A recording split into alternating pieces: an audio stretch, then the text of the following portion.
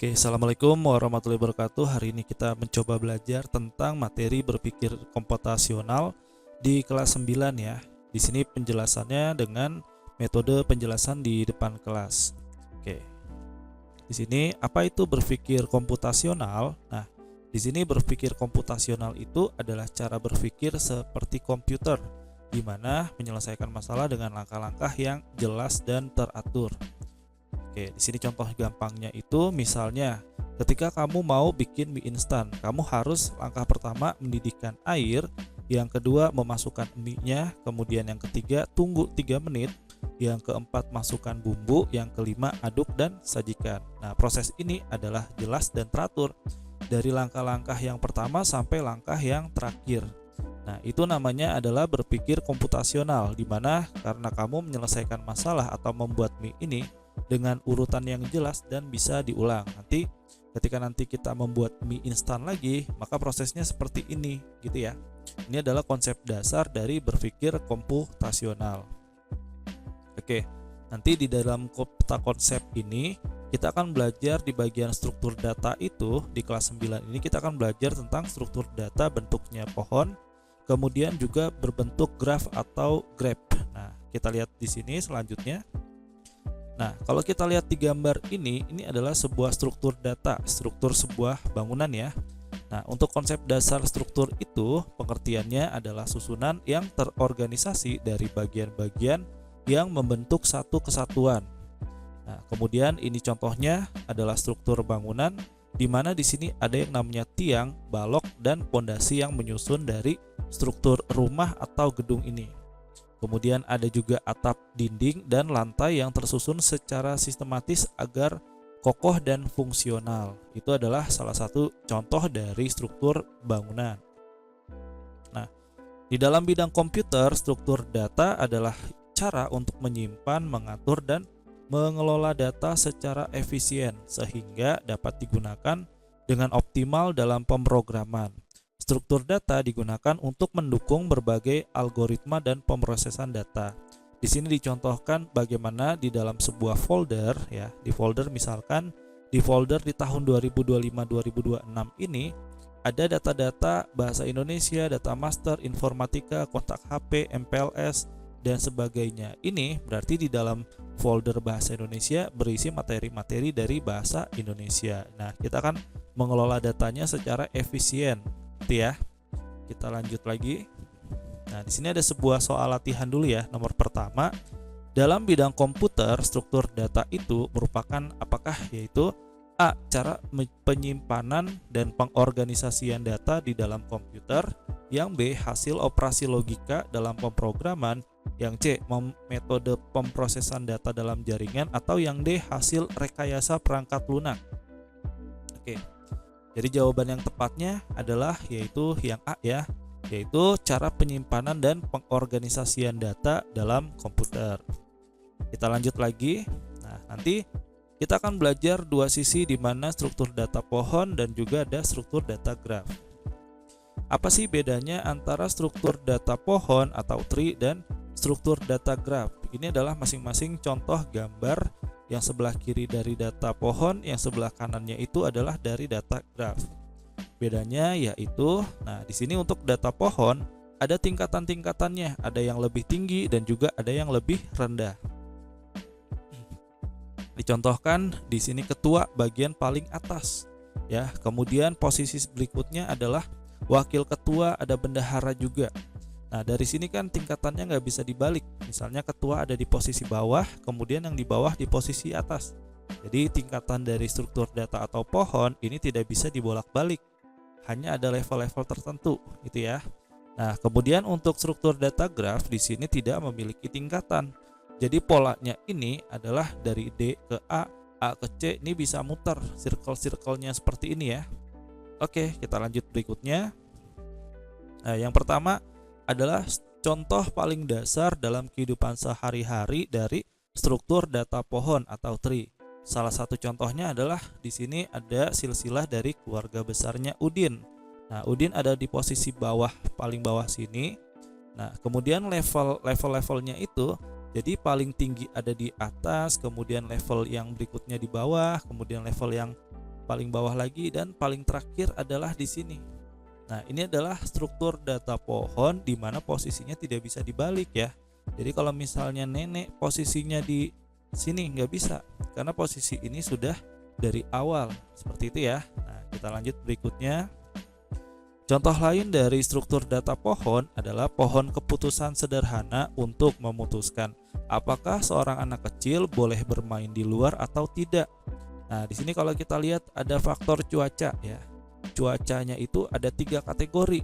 Ada cerah, kemudian kategori berawan, satu lagi adalah kategorinya hujan. Nah, ketika cuacanya cerah, maka anak tersebut boleh bermain di luar. Berarti iya. Kemudian ketika cuacanya berawan, berarti kan ada 2 kondisi.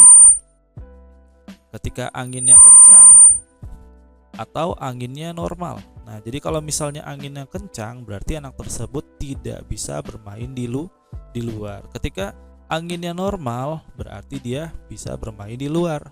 Nah, ketika cuacanya hujan, berarti anak itu tidak bisa bermain di luar sama sekali. Itu ya. Ini adalah salah satu contoh lain dari struktur data pohon.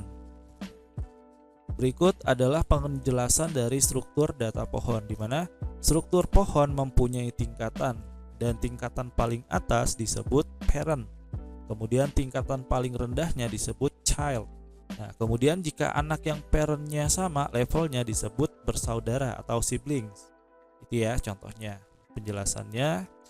Dan sekarang penjelasan struktur pohon di dalam bahasa Indonesianya nih. Di sini untuk bagian atas nih ada akarnya atau root. Kemudian ada parentnya atau orang tua ada di sebelah sini, ada subtree. Kemudian ada siblingnya antara D dan E, dan anaknya itu ada di posisi ini. Nah, perhatikan ada level-levelnya ya. Paling tinggi di atas ini ada level 0, level 1, level 2, level 3, dan level 4. Nah, kemudian bagian paling bawah dan tidak punya cabang lagi disebut leaf node ya. Nah, untuk tinggi pohon ya, ini kan karena bentuknya pohon dari atas sampai bawah, tingginya pohon itu adalah dari bagian akar. Jadi akarnya diposisikan di atas. Kemudian paling bawahnya adalah cabang yang tidak punya bagian bawah yang tidak punya cabang lagi. Nah, sekarang kalau kita lihat di penjelasan struktur di dalam bahasa Inggrisnya, jadi bagian atasnya root, kemudian parent node-nya ada di sini, child node-nya ada di sini, dan subtree itu adalah bagian circle yang memuat ada parent dan ada child-nya. Nah, bagian bukan paling bawah ya, artinya dia tidak punya cabang lagi, disebut leaf node. Nah, ini hampir sama, ada level-levelnya dari level yang tertinggi 0, kemudian level kedua dan level ketiga. Di sini untuk tinggi pohonnya itu adalah dari atas sampai ke bawah. Nah, dari atasnya itu dari root sampai ke leaf node-nya. Itu ya. Nah, kita lanjut. Di sini ada latihan soal yang ketiga. Istilah yang digunakan untuk menyebut simpul yang tidak memiliki anak dalam struktur data tree adalah, nah jadi untuk bagian paling bawah yang tidak punya cabang lagi seperti ini ya, berarti disebut leaf node. Oke, jadi jawabannya adalah yang C. Kita lanjut soal berikutnya yang keempat. Nah, di dalam struktur data tree, istilah tinggi atau height merujuk pada, nah kalau kita lihat kan istilah tinggi berarti tinggi pohon ya.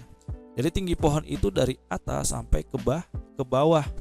Berarti jawaban yang tepatnya adalah jarak terjauh antara simpul akar, root. Root ini kan akar ya, dengan simpul daun. Nah, simpul daun itu bahasa Inggrisnya leaf node. Itu ya. Kita lanjut soal berikutnya. Nomor kelima. Danu menuliskan perintah berikut menggunakan CLI untuk mengakses file. Nah, akses filenya seperti ini. Bagian yang menunjukkan leaf node dari perintah Danu adalah, kalau kita lihat di sini, leaf node itu yang tidak punya cabang lagi, berarti yang paling belakang atau bagian akhir, yaitu grep 1.png. Nah, kalau lihat dari analisisnya, jadi instrukturnya dituliskan seperti ini. Ada informatika, kemudian bercabang lagi menjadi kelas 9, bercabang lagi menjadi gambar, dan cabang terakhirnya itu adalah grep 1.png. Seperti itu ya. Kita lanjut soal berikutnya. Oke, ini salah satu contoh yang mempunyai cabang ke bawah, ke bawah lagi seperti ini. Dari induknya mengajar di SMP 29 Jakarta, kemudian di tahun 2025, 2026, kemudian bercabang lagi di informatika dan bercabang lagi di buku informatika. Nah, mungkin nanti di dalamnya ada bagian bukunya, gitu ya. Kita lanjut. Yang kedua adalah struktur data graph. Nah, contoh paling dasar di dalam kehidupan sehari-harinya adalah seperti ini, yaitu menentukan rute perjalanan dari rumah ke sekolah. Ya, ini bagian rumahnya atau home. Kemudian ini adalah bagian sekolahnya, titiknya. Nah, bagaimana caranya rute perjalanannya? Ini ada pasar ya, ada pasar. Kemudian ini ada masjid. Kemudian ini ada kantor polisi ya. Nah, dari sini rute perjalanannya itu adalah bisa dari rumah ke masjid kemudian ke sekolah, atau dari rumah ke masjid ke pasar ke sekolah, kemudian bisa juga dari rumah ke masjid ke pasar ke kantor polisi baru ke sekolah, bisa juga dari rumah ke pasar langsung ke sekolah, bisa juga dari rumah ke pasar ke masjid baru ke sekolah. Oke, ini masih banyak ya cabangnya, bisa ke sini, ke sini, ke sini, bisa ke sini, ke sini, ke sini langsung juga bisa. Itu adalah rute perjalanan. Jadi rute perjalanan itu bukan berarti dari rumah, dari ke pasar langsung ke sekolah, itu satu jalur. Karena bisa muter-muter ya, bisa dari rumah ke masjid, ke pasar, ke kantor polisi, baru ke sekolah. Jadi titik ini bisa ditukar-tukar antara masjid, pasar, dan polisi. Ini bisa siapa yang duluan bisa diputar-putar seperti itu ya. Kita lanjut ke struktur data graph. Dari penjelasannya, yaitu struktur data graph tidak memiliki tingkatan dan tidak juga memiliki aturan tertentu. Misalnya digunakan untuk menentukan jumlah rute dalam sebuah perjalanan. Oke, di sini ada sebuah penjelasannya, yaitu untuk garisnya adalah salah satu sisinya. Ya, ini sisinya nih. Dan kalau misalnya simpul, berarti yang bulatannya disebut simpul. Seperti itu ya. Nah, sekarang ada pertanyaan nomor ke-6, contoh penerapan struktur data graph dalam kehidupan sehari-hari dalam kehidupan nyata adalah. Jadi jawabannya adalah media sosial. Kenapa media sosial menggunakan struktur data graph? Jadi gini. Jadi kalau misalnya kita punya media sosial seumpama TikTok misalnya ya. Nah, dari TikTok kita kan ada yang namanya follow. Nah, follow itu bisa aja dari A ke B, si A follow si B, kemudian bisa juga B-nya follow si A. Nah, dari A follow si B, kita akan direkomendasikan untuk memfollow si C. Berarti kita dari A ke B, kemudian kita follow lagi ke C, kemudian dari C direkomendasiin lagi buat follow si D. Nah, dari D juga bisa follow si C, C juga bisa follow si B, atau si A langsung ke follow ke D. Jadi ini bisa prosesnya itu dari followersnya, itu ya yang dimaksud dari media sosial yang struktur data graph-nya itu seperti itu. Oke, kita lanjut soal berikutnya. Di sini ada soal seekor ulat berada di ujung cabang pohon yang ditunjukkan pada gambar berikut. Nah, ulat akan memakan semua apel dengan bergerak melalui cabang-cabang pohon. Di sini pertanyaannya, konsepnya dulu, jarak antara dua titik hitam di cabang pohon itu berukuran 1 meter. Berapa jarak terpendek yang harus ditempuh ulat untuk memakan semua apel? Nah, dari sini perhatikan, awalnya si ulatnya ada di sini. Jadi jaraknya berapa? 1 meter. Dari sini ke sini 1. Nah, dia sudah di sini, kemudian dia makan apelnya. Kemudian setelah dari apel pertama, dia balik lagi ke titiknya. Dari sini dia ke sini. Terus kemudian dia ke sini. Nah, selanjutnya dia ke atas sini. Nah, ketemu, dia pilih sini dulu ya. Sini, kemudian balik lagi ke sini. Kemudian dia ke sini, terus balik ke sini lagi. Kemudian ke bawah. Habis dari sini lanjut ke sini. Nah, selanjutnya dia nggak ke atas karena nggak ada apelnya, langsung terakhir ke sini. Berapa jumlahnya kita hitung ya? Yaitu 1, 2, 3, 4, 5, 6, 7, 8, 9, 10, 11, 12, 13. Jadi jawabannya adalah 13 ya. Oke, kita lanjut soal berikutnya. Nomor ke-8, di sini di Kota Arca ada 4 jalur kereta api dimulai dari stasiun A, B, C, dan D. Ada juga 3 stasiun transit T1, T2, dan T3 yang memungkinkan penumpang pindah jalur. Nah, di sini gambarnya. Kemudian pertanyaannya, Jojo akan pergi ke kebun binatang dan berganti kereta hanya sekali saja. Dari stasiun pemberangkatan mana ia berangkat? Jadi dia hanya berganti keretanya hanya sekali saja. Nah, kita misalkan tadi di mana sebentar. Oke. Nah, di sini berarti pertanyaannya yang A, B, C atau D ya. Dia sekali berangkat. Kebun binatang ya.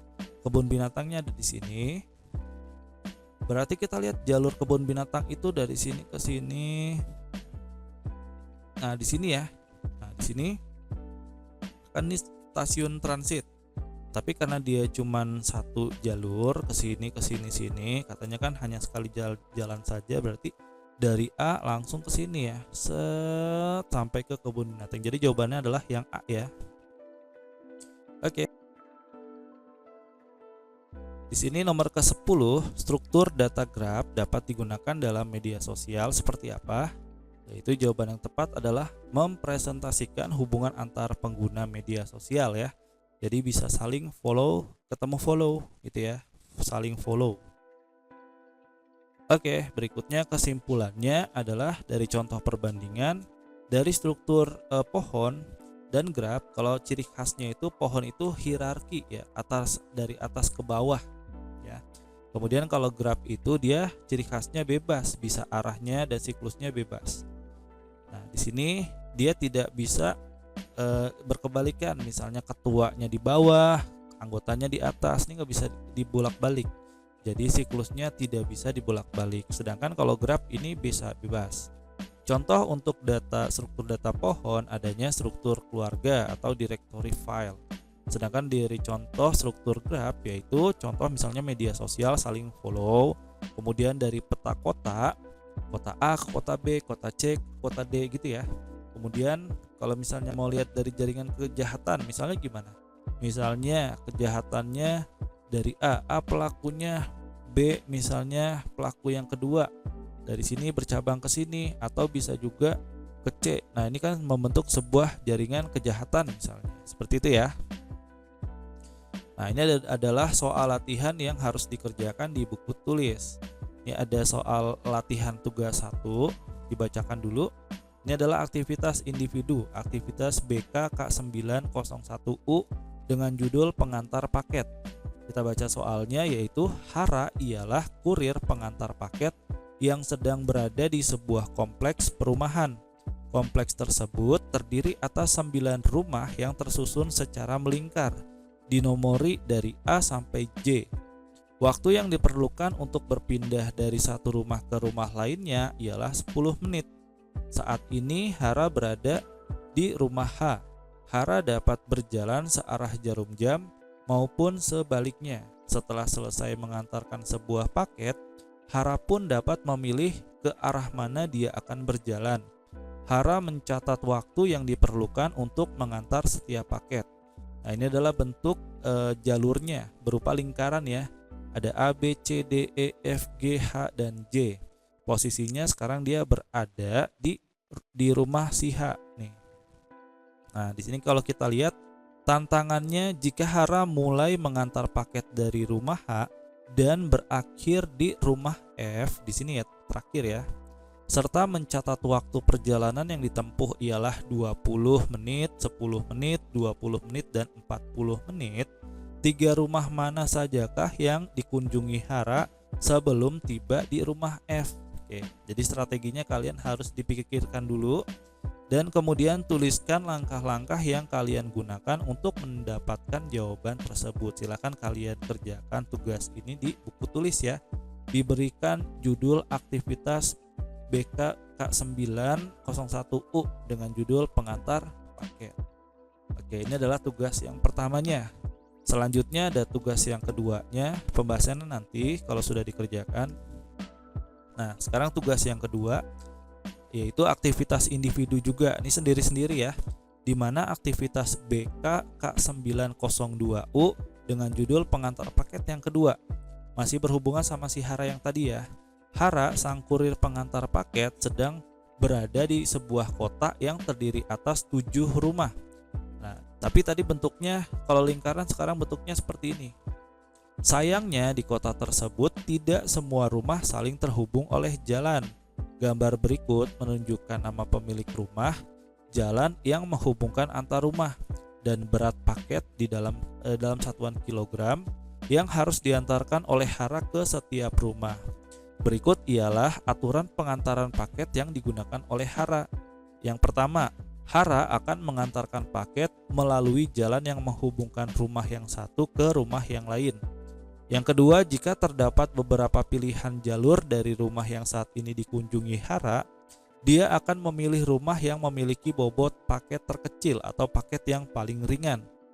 Yang ketiga, jika semua rumah yang terhubung sudah menerima paket, Hara akan kembali ke rumah terakhir yang dia kunjungi sebelum dia mengunjungi rumah tempatnya berada saat ini. Dan tantangannya yaitu Hara mengantarkan paket pertama ke rumah Anto. Nah, siapakah yang akan menerima paket terakhir dari Hara? Tuliskan urutan pengantaran paket yang dilakukan oleh Hara. Nah, di sini ada rumahnya si Anto, Boni, Cika, Gani, Vino, Evan, dan Dodo. Dan di sini ada nomornya dari nomor 1, 2, 3, 4, 5, 6, 7, 8, dan 9. Oke, nah ini dikerjakan dulu di tugas yang kedua. Nanti kalau sudah ada tugas yang ketiga lagi. Nah, di tugas yang ketiga ini membuatlah silsilah keluarga kalian seperti dicontoh di bawah ini. Nah, ini adalah contoh dari silsilah dari keluarga besarnya si Udin. Nah, Udinnya ada berada di sini ya. Jadi nanti kalau mengerjakan silsilah keluarga dari bagian bawah dulu aja. Dari posisi kalian. Nah, si Udin ini dia memiliki kakak yang bernama Amira. Kemudian memiliki adik yang bernama Alia. Nah, jadi Udin ini adalah 3 bersaudara, di mana ayahnya bernama Arif dan kemudian ibunya bernama Adel. Nah, ayahnya Arif punya saudara lagi, yaitu Tante Nisa. Nah, Tante Nisa ini menikah dengan si Om Anton. Dari hasil pernikahan mereka punya 2 anak, yaitu bernama Rani dan Robert. Berarti Rani dan Robert ini adalah sepupunya dari si Udin, gitu ya. Ini adalah keluarganya ayah nih, dan ayah ini kakeknya si Udin dari ayah bernama kakek Umar dan juga neneknya nenek Ros. Jadi sebelah kiri ini adalah silsilah dari keluarga besarnya keluarga ayahnya Udin, gitu ya. Nah, sebelah kanannya ini adalah keluarga dari ibu. Nah, ibunya si Udin punya kakak atau adik lah ya. Jadi yaitu bernama Paman Ali dan juga Bibi Farah. Nah, untuk ibu berarti kakeknya Udin dari ibu bernama kakek Ibrahim, sedangkan neneknya adalah nenek Siti. Nah, ini adalah salah satu silsilah keluarga ya seperti ini. Gitu. Nanti kalian coba juga tulis di buku kalian. Nanti kalau sudah selesai bukunya dikumpulkan ya. Oke. Mungkin sekian dari video penjelasan bagian pertama dari berpikir komputasional. Oke. Fariza Kiri, assalamualaikum warahmatullahi wabarakatuh.